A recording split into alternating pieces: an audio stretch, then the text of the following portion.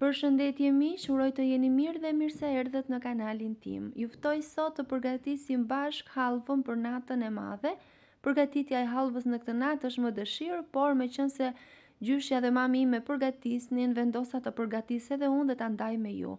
Filloj me shërbetin. Në një tenxhere do shtojmë 400 ml ujë, 200 g sheqer dhe e vendosim të zjej. Ndërkohë që shërbeti zjen derisa të tretet plotësisht sheqeri, në një tigan do shtojmë 100 ml vaj dhe 150 g gjalp. Pasi tretet do shtojmë 200 g miell.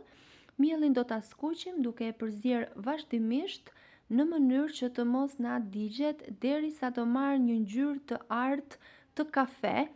Varet sipas dëshirës, disa e përgatisin në një ngjyrë më të hapur, ndërsa disa të tjerë e përgatisin kështu si tregohet në video, por mielli duhet të skuqet mjaft mirë pasi merr edhe të atë aromën karakteristike që ka hallva.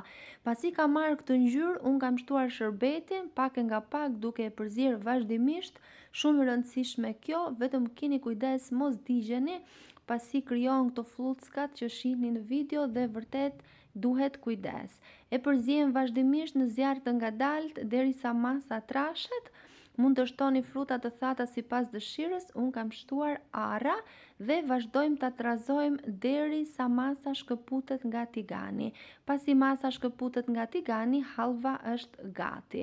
Dua t'ju kujtoj se nëse jeni ri në kanalin tim, mos harroni të bëni subscribe dhe të shtypni butonin e ziles, kështu do njoftoni për çdo recet të re të postuar.